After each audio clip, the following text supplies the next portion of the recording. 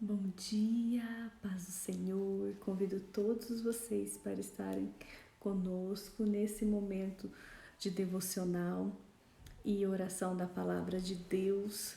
Hoje nós vamos finalizar o livro de Esther, tirar qualquer dúvida que ali ficou sobre o livro e também nós vamos decidir qual vai ser o próximo livro que nós vamos estar estudando juntos, amém? Bom dia, Darly, bom dia, Edna. Bom dia, Márcia. Sejam bem-vindos. Amore, que tá lá em cima no quentinho. Então, sejam todos bem-vindos nesse momento de devocional e oração da palavra de Deus. Amém? Hoje nós vamos terminar. Oi, Lucas, primo, como que você tá? Hoje nós vamos terminar o nosso estudo do livro de Esther.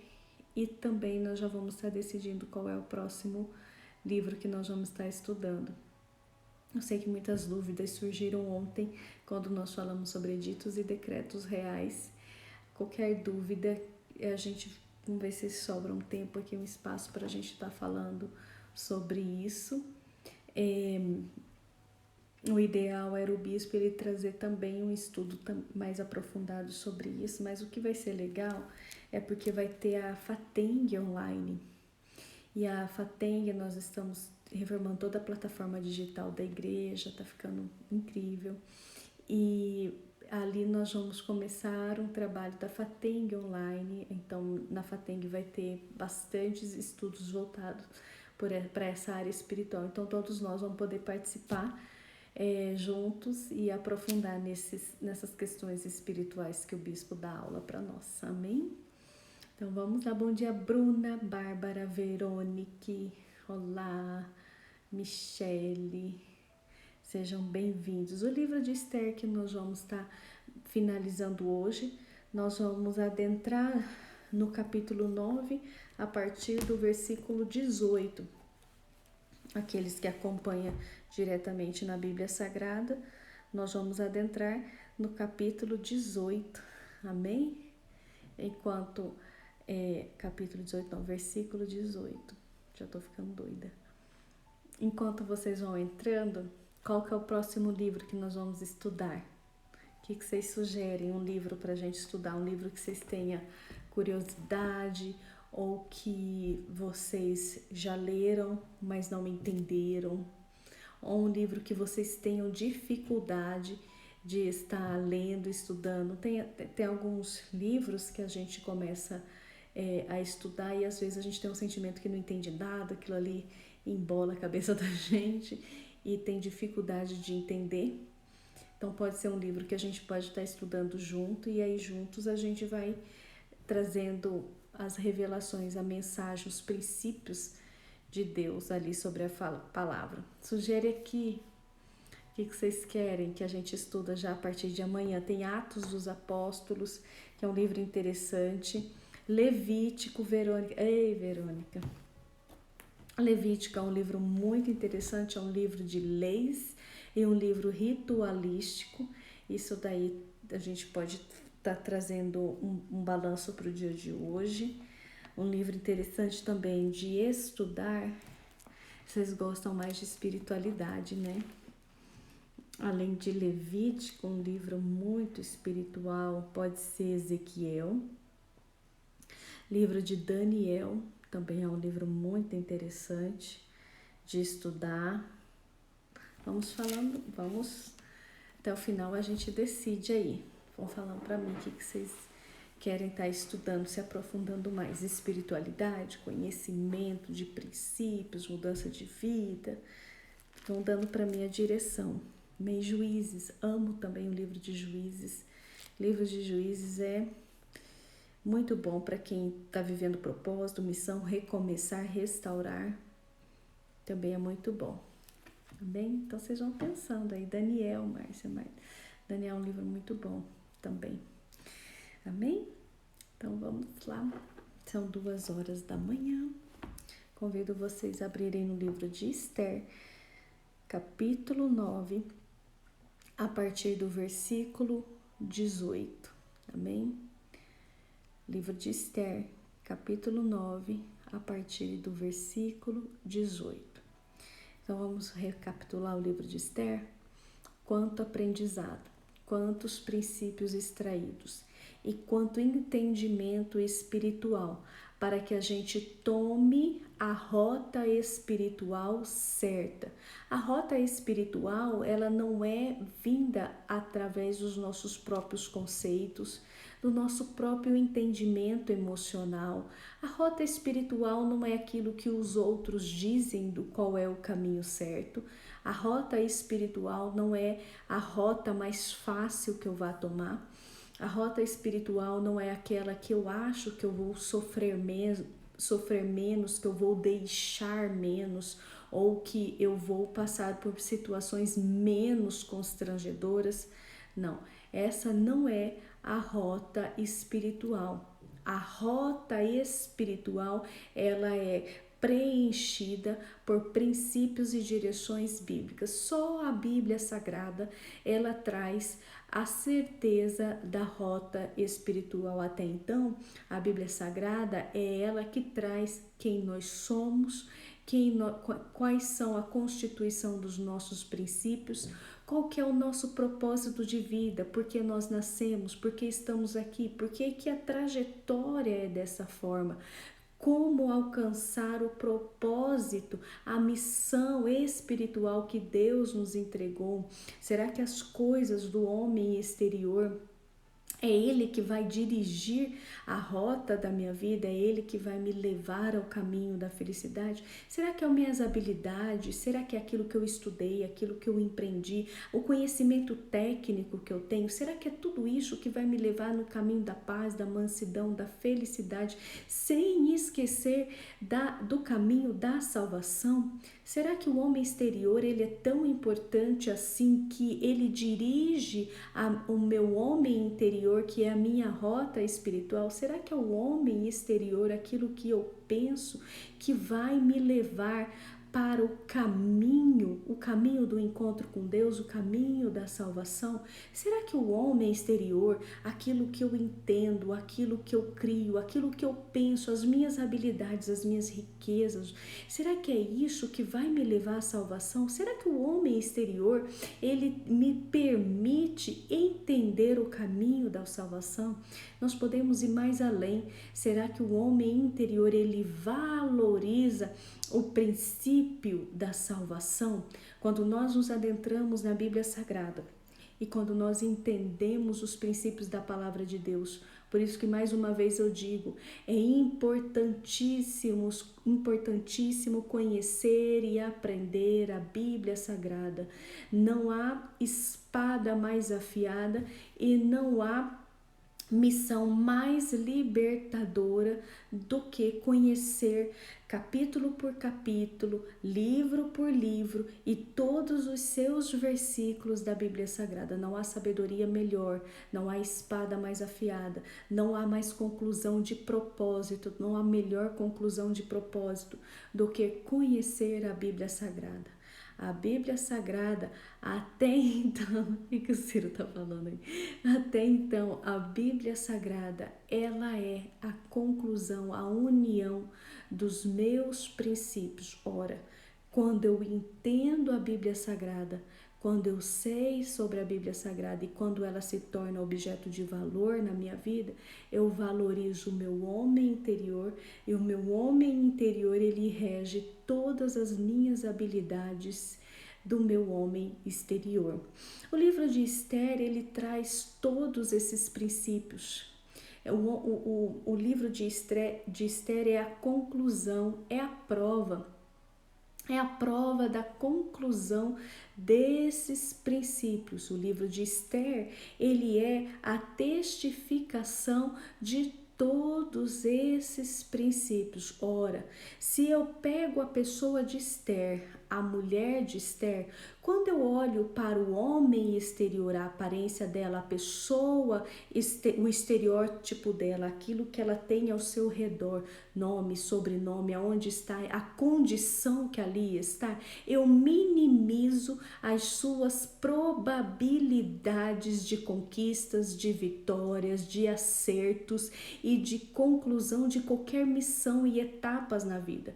Quando nós olhamos para a vida de Esther e olhamos a realidade do estereótipo dela, das condições sociais e das condições locais aonde ela estava vivendo, as probabilidades de acertos, as probabilidades de vitórias, elas são minimizadas e às vezes é assim que nós olhamos para nós.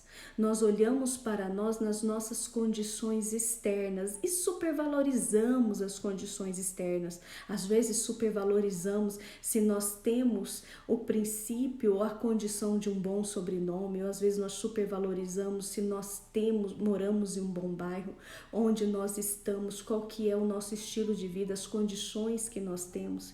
E quando nós supervalorizamos as nossas condições externas, nós minimizamos as probabilidades de conquistas, acertos, de vitórias e viver um propósito de missão.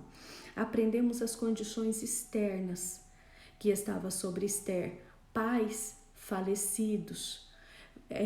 Agora o seu tutor é um primo, o primo é o tutor dela, aquele que ajuda, aquele que cuida, aquele que preserva a honra dela. Ali eles estavam cativos por um povo estranho, eles eram praticamente subjugados e escravizados, uma identidade moral, uma identidade particular totalmente desonrada, onde muitos dele, inclusive ela, na circunstância da caminhada, até escondeu a sua identidade, o teu povo, da onde ela era, porque aquilo não promovia, né, a ascensão dela. Quantas coisas ela viveu e qual era a verdadeira realidade que ela estava vivendo naquela condição.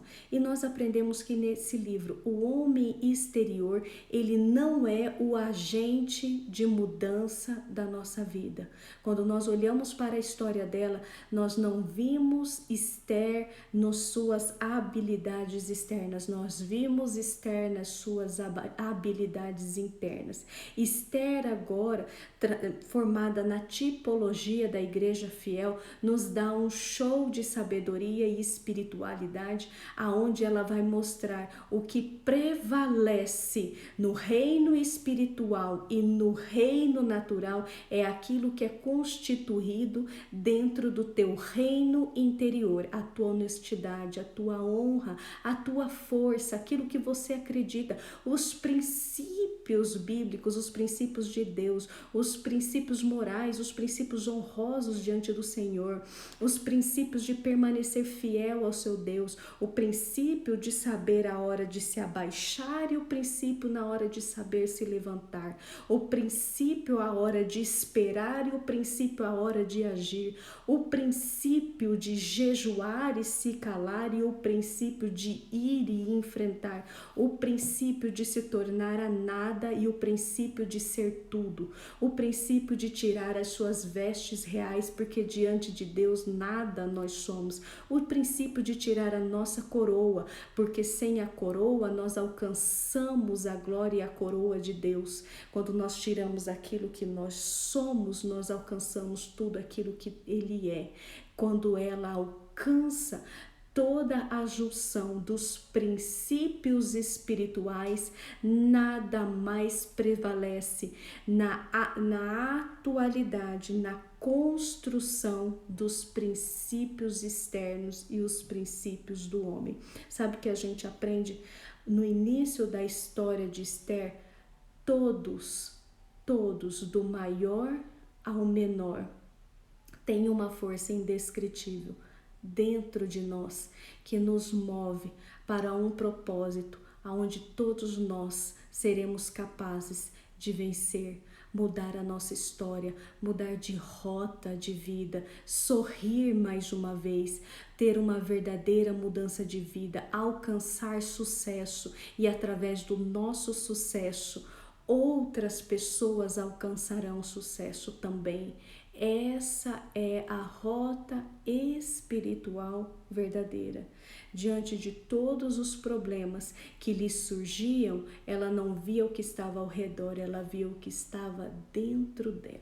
E a rota era abaixar diante do Senhor, entrar diante da presença de Deus, interceder, jejuar, lamentar e chorar. Quantas coisas aconteceram durante todos esses capítulos, durante todos esses 9 capítulos, agora no 10º capítulo, vai começar o início das festas. Nós aprendemos no livro de Esther que aquilo que está dentro de nós é o poder mais indescritível que existe para que nós alcancemos tudo que precisamos na nossa vida. Será que nós podemos todos juntos falar isso baixinho? Existe dentro de nós um poder indescritível que nos faz chegar além daquilo que nós vimos, daquilo que nós pensamos ou daquilo que nós sentimos. O poder do Espírito Santo nos leva além de todos os nossos desejos. Você pode ter uma vida diferente. Você pode alcançar lugares aonde antes imaginaram. Você pode. Para de olhar para o teu homem exterior e começa a mover do teu homem interior e todas as coisas se encaixarão na proporção espiritual do Senhor. Amém? Então vamos lá. Aqui no capítulo 9, a partir do versículo 18, vai acontecer algo extraordinário. Vai acontecer algo totalmente diferente do que estava acontecendo. O livro de Esther começa durante a luta de sobrevivência do povo judeu, um momento de muita angústia, de muita tristeza, de muita lamentação, de muita perseguição, de muita ofensa, de muito desespero e de muita oração, alinhamento, união do povo de Deus. O lado ruim, ele é muito apresentado, mas o lado positivo, ele era só um. O povo de Deus precisava mais uma vez se unir. E eles se unem e todos se abaixam. E quando todos se abaixam, eles alcançam o acesso de Deus, o acesso do rei. E quando todos estão na porta do rei, eles alcançam o propósito da igreja fiel. Todos um dia se unirem novamente e viverem o mesmo propósito e a mesma missão espiritual que é estar na presença de Deus. O capítulo 9, o final do capítulo 9 vai viver um momento totalmente diferente do que se passaram. Um dia, um decreto de morte foi surgido através de Amã, através do inimigo, do perseguidor, do maldoso, do infeliz, do insatisfeito. Foi escrito um decreto. Depois, a igreja fiel passou por um momento de purificação e de união para que fosse levantado um edito de defesa, um edito real, mas algo diferente agora vai acontecer, talvez algo que eles jamais imaginariam, uma nova carta, um novo decreto, e esse decreto são de palavras de paz e palavras de felicidade. Sabe que eu aprendo com isso? Ao mesmo tempo que existe um decreto de morte, um decreto de destruição, sendo escrito contra a nossa vida, nós estamos nos levantando em união, em força, em propósito diante do Senhor. Um decreto de defesa, nós somos a carta de defesa, o sangue, a presença do Espírito Santo é a própria carta de defesa. E quando essa carta de defesa ela é levantada, uma nova carta ela é escrita. Sabe o que eu aprendo com isso, igreja? Ainda iremos escrever. Ainda viremos a experiência de ver uma carta escrita de paz e felicidade ao nosso favor. Ainda chegará o tempo de paz e felicidade na sua casa, na tua vida, na tua família, no teu coração e na tua mente. Essa carta ainda há de ser escrita e decretada sobre a sua vida em nome de Jesus. Versículo 18. Também os judeus que se achavam em Suzã se ajuntaram no 13º e no 14º dia e descansaram no 15º dia, fazendo dele um dia de banquetes e de alegria. Por isso os judeus que vivem em vilas e povoados fazem o 14º do mês de Adar o dia da alegria, de banquetes, de folguedo, em que viviam presentes e enviavam presentes uns aos outros. Mardoqueu escreveu estas coisas e enviou essas cartas a todos os judeus que se achavam em todas as províncias do rei Assuero, ordenando que guardasse o 14º e o 15º dia do mês de Adar de todos os anos. O mês de Adar é o mês de março. Como os dias em que os judeus tiveram descansos dos seus inimigos e o mês em que, vamos sublinhar isso, que isso é profético, que a sua tristeza foi transformada em alegria, o seu luto em dia de folguedo, para que fizessem dias de banquetes e de alegria e enviasse presentes uns aos outros e dádiva aos pobres. Que momento tão esperado!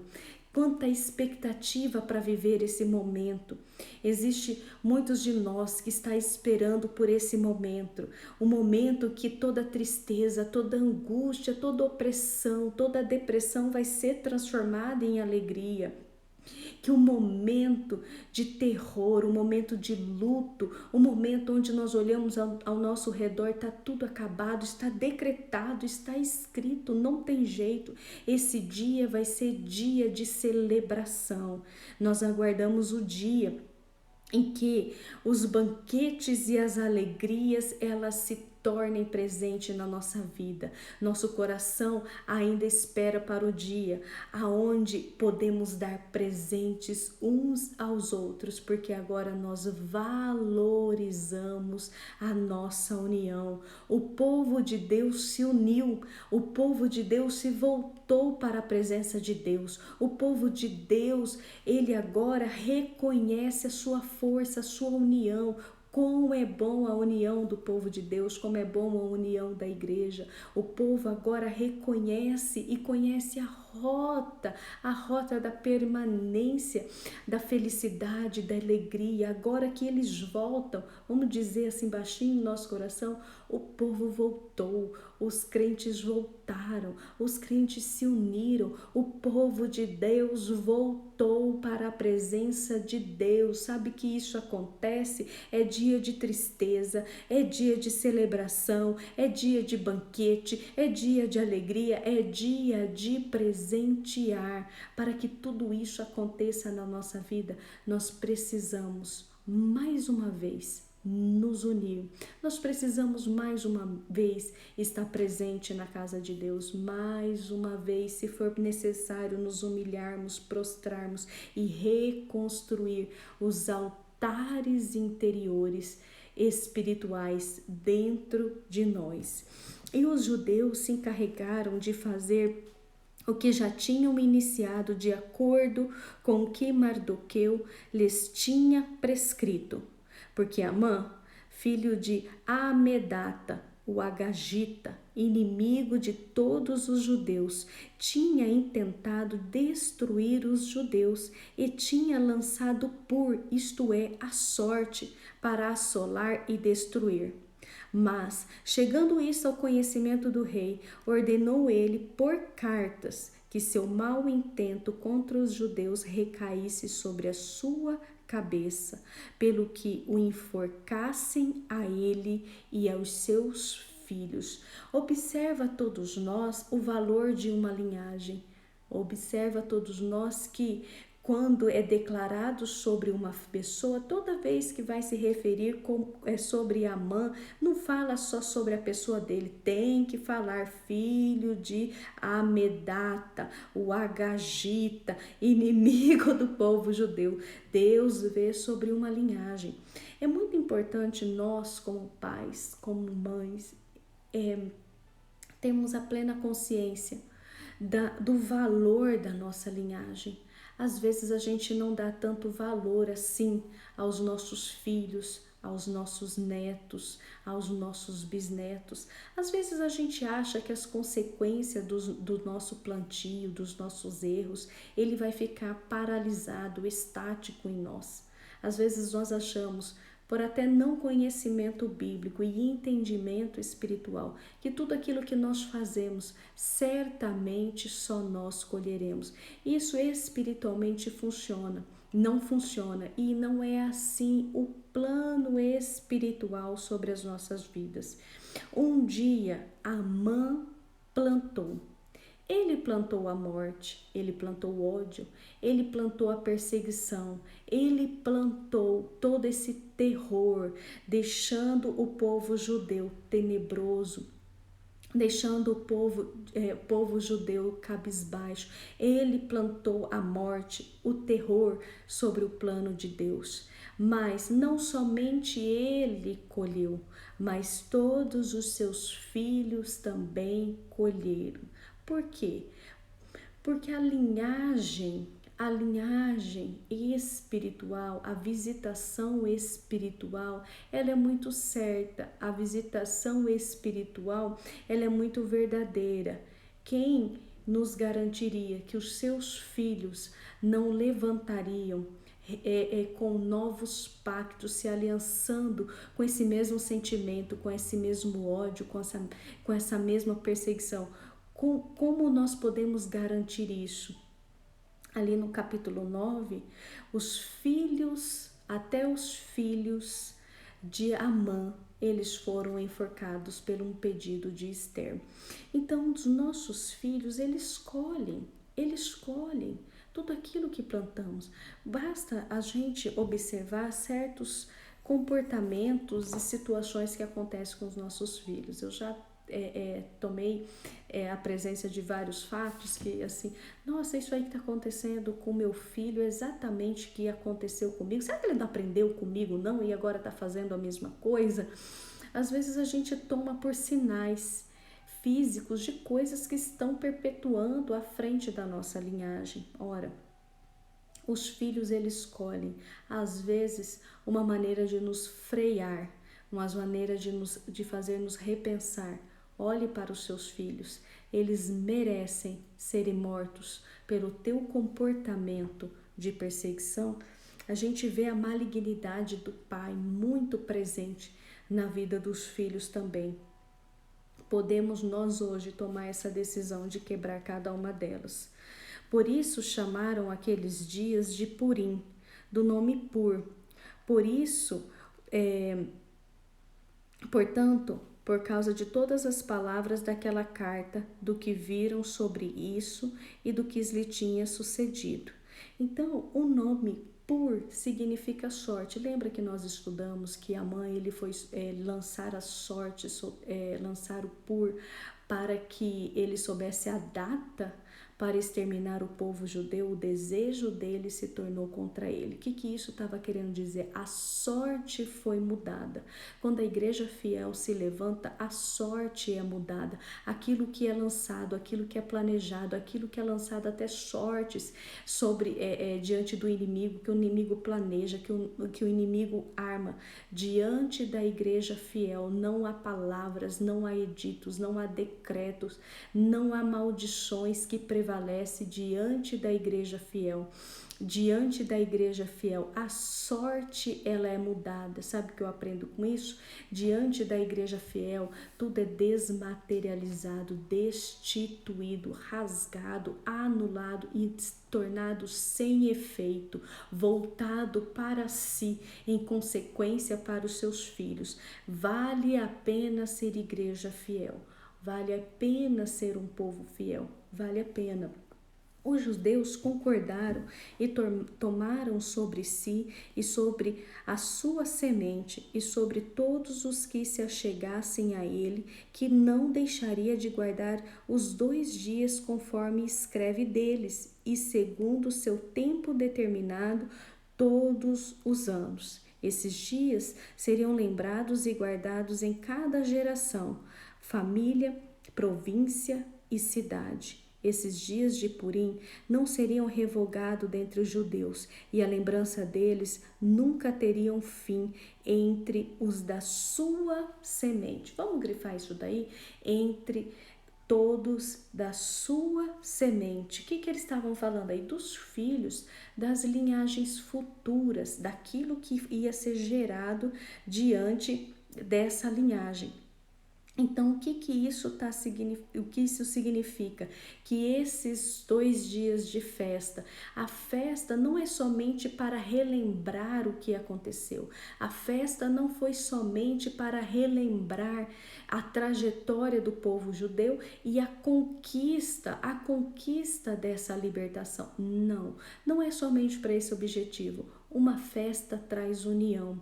Uma festa traz afetividade entre um e outro. Uma festa, ela traz a empatia um com o outro. Festa une. Então a festa era para dizer o quão formoso é os irmãos que vivem em união. Nós precisamos andar em união uns com os outros. Nossos filhos precisam aprender a andar em união uns com os outros. E toda a nossa linhagem precisa aprender. Não é só um que tem que se prostrar na porta do rei, mas todos nós precisamos manter em união. Não é só um que prostra, não é só Mardoqueu que prostra. Todos prostam, todos se elevam diante do Senhor, todos reconhecem o poder do Senhor. Esse negócio, só um paga o preço, só um irmão que paga um preço, só um primo que paga o preço, é só o pai que paga o preço. Às vezes tem em casa só a mãe paga o preço da reverência da presença de Deus. Não, isto não é certo. A festa de Purim é para trazer a memória. Não é só um que paga o preço. Quando todos se abaixam, quando todos se curva, não há decreto que prevalece diante da presença de Deus. Podemos nós tomar isso como aprendizado e decretar 2 dias aonde toda a família se une. Eu estou falando isso até mesmo para mim, onde toda a família se une, lembra o valor da união, lembra o valor de quão é bom todos os irmãos viverem em união, como é bom ver todos pagando um preço. Se todos os nossos filhos, se o nosso marido, se nós como esposa aprendermos todos a nos curvar e ajoelhar diante da presença de Deus, olha a força desse edito, olha a força desse aprendizado. Não há decreto de morte, não há decreto de ruína, não há prevalência do mal sobre a nossa vida. Podemos nós tirarmos, vamos colocar isso como um propósito, 2 dias de união. Fazer os irmãos ter união mais uma vez, fazer os nossos filhos ter união mais uma vez, fazer mais uma vez a família estar em união. Amém? Depois disso, eles lançam esse novo decreto. Vamos ler? Depois disso, escreveu a rainha Esther, filha de Abiail e Mardoqueu. Abiail é Abigail. O judeu e Mardoqueu, o judeu, com toda a força para confirmar a segunda vez esta carta de Purim. Grife aí, a carta de Purim. Então, olha só a trajetória de vitória. Uma vez o diabo decreta e depois a igreja fiel edita a sua defesa e depois o que acontece? A igreja fiel escreve a tua carta de alegria e de memória. Quão bom é todos estarmos unidos. Olha a força dessa união. Essa carta, olha que interessante, as cartas foram enviadas a todos os judeus, as 127 províncias do rei Assuero, com palavras de paz e felicidade. Vamos grifar isso aí que eu vou trazer um grande aprendizado agora para você. Foram escritas palavras do quê? Paz e felicidade. Só diz palavra de paz e felicidade aquele que apresenta diante de Deus uma carta de defesa, aquele que apresenta diante de Deus uma carta de defesa fiel contra os seus inimigos. O que isso quer dizer? Só tem palavra de paz e só tem palavra de felicidade aquele que é fiel. Só tem palavra de paz e só tem palavras de felicidade aquele que tem um coração em Deus. Só tem palavra de paz e só tem palavra de felicidade aquele que tem comunhão com Deus. Então, olha só, a palavra de paz e a palavra de felicidade tem que estar nos nossos lábios, porque nós estamos permanentemente na presença de Deus, ou melhor, Deus, o teu Santo Espírito, habita dentro de nós. Quando o Espírito Santo, ele habita dentro de nós, a presença dele é luz sobre a nossa vida. A carta que somos nós, ela só fala a palavra de paz e de felicidade. Aqueles que têm o Espírito Santo, aqueles que são a igreja fiel e que o Espírito Santo é a tua graça e tu és a carta dele, os teus lábios só saem palavras de paz e de felicidade. Viva essa carta para que seja referência diante do reino de Deus. Agora, a nova carta vai ser escrita para que confirme esses dias de Purim nos seus tempos determinados, como Mardoqueu, o judeu, e a rainha Ester tinha prescrito, e que eles mesmos já tinham estabelecido sobre si a sua semente acerca do jejum e do seu clamor. Olha só, eles tinham estabelecido sobre si a sua semente acerca do jejum e do seu clamor. Toda a nossa linhagem, toda a nossa família precisa aprender o valor do jejum e de um clamor. Toda a nossa família precisa se unir pelo menos 2 dias no ano e aprender o valor da união, do jejum e do clamor. Essa família se torna imbatível.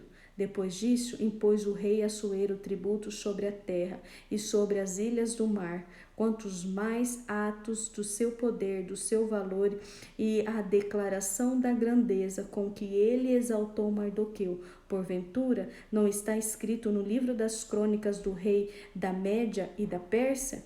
Porque o judeu Mardoqueu foi o segundo depois do rei Assuero, grande para os judeus e agradável para a sua multidão de seus irmãos, procurando o bem-estar do teu povo e trabalhando pela prosperidade de sua nação. O fiel agora é exaltado, mas fica por aí só? Não, não fica por aí só. A gente acabou de aprender o valor da união, do jejum e do clamor. No final do livro de Esther, ela declara a importância da nossa semente, a importância de unirmos e trazermos a memória sobre o poder dessa união, de um ajudar o outro, de um dar presente ao outro, de um se unir ao outro, porque nasceu do seu ventre, do ventre da rainha Esther, através do seu marido Assuero, Xerxes, agora o rei Ciro II. Ciro II, ele vai ser conhecido como o poderoso, o grande libertador. Uma família que aprende o valor da união. Uma família onde a mãe ela expressa o valor da união, não faz inimizade entre os filhos, não faz competição entre os filhos, aonde ela exalta a habilidade, a melhor parte de cada um, aonde o pai eleva a voz de Deus e ensina todos o poder da união, do clamor. Isso traz a força de Deus. Não tem como nascer um homem diferente. Não tem como nascer um homem com a mesma missão. Não tem como nascer uma semente tão grandiosa e poderosa. Vamos abrir todos no livro de Isaías 44, a partir do versículo 28, adentrando o capítulo 45, para que eu fidelize essa mensagem no teu coração e você comemore aí na sua casa, na sua família, a festa, os dias de Purim. Tire 2 dias com a sua família, pega todos os seus filhos. Eu estou falando que entrou isso do meu coração. Pegue os seus filhos, fale nos olhos dele o poder da união. Fale para eles o poder do jejum. Faça um jejum esses 2 dias. Ensina a eles o poder do jejum. Fale para eles o poder do clamor, de buscar o Senhor. Faça isso 2 dias ao ano. Quem sabe, essa semente se torna aquilo que Deus agora vai falar sobre a sua semente. Olha, Esther, o que Deus vai falar sobre a sua semente, que diz acerca de Ciro: é o meu pastor e cumprirá tudo que me apraz. Dizendo também a Jerusalém: se edificada, e a teu templo, tuas fundações serão estabelecidas. Assim diz o Senhor a respeito de Ciro, seu ungido, a quem tomo pela minha mão direita, para abater as nações diante da sua face. Eu soltarei os lombos dos reis, para abrir diante dele as portas, e as portas não se fecharão. Eu irei diante de ti, e endireitarei os caminhos tortuosos, e quebrarei as portas de bronze, despedarei os ferrolhos de ferro, darei a ti os tesouros das escuridades e as riquezas encobertas, para que possas saber que eu sou o Senhor, o Deus de Israel, que te chama pelo teu nome. Olha o valor de uma família unida.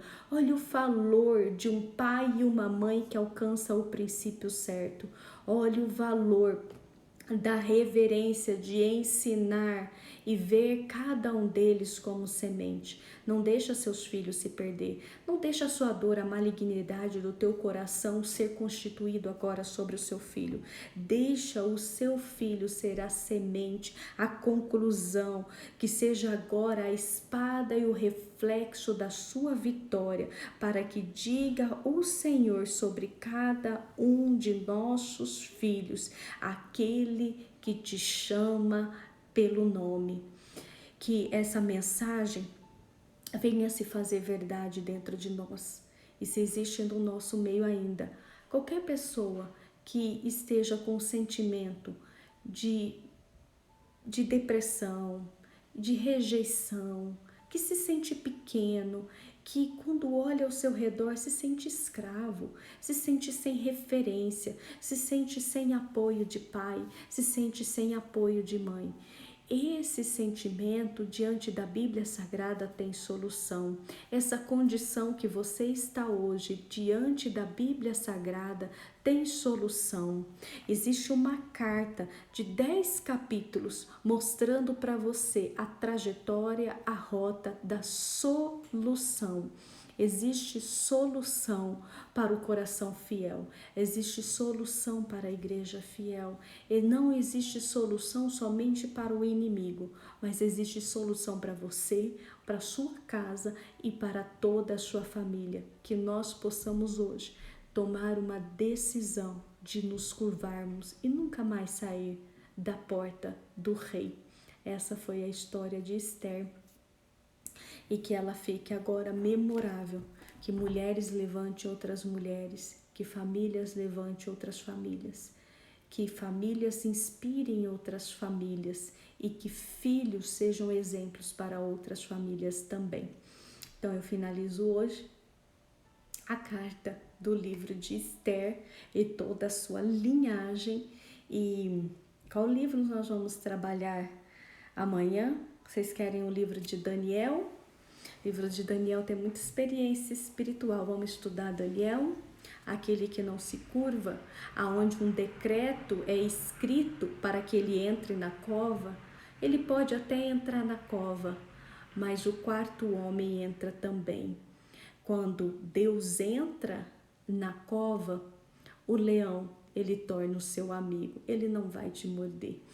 Então, a gente pode estar estudando amanhã um show de espiritualidade com o livro de Daniel, a presença espiritual. Claro que aquele capítulo onde Daniel ele cai de joelhos diante da glória e da presença de Deus, o bispo vai ter que dar, tomara que ele não me faça de peça de teatro para contar essa história onde ele conta no Projeto Rocha, mas todos os outros capítulos a gente vai desvendar segredo por segredo, inclusive o segredo de uma conquista de uma boa intelectualidade. Amém? Então vamos todos orarmos. E me deram uma dica aqui do livro de Daniel. E assim vai ser a partir de amanhã, às 2h da manhã. Então vamos lá. Senhor Deus e Pai, a carta da história de Esther foi lida, ouvida, declarada, aprendida e mencionada.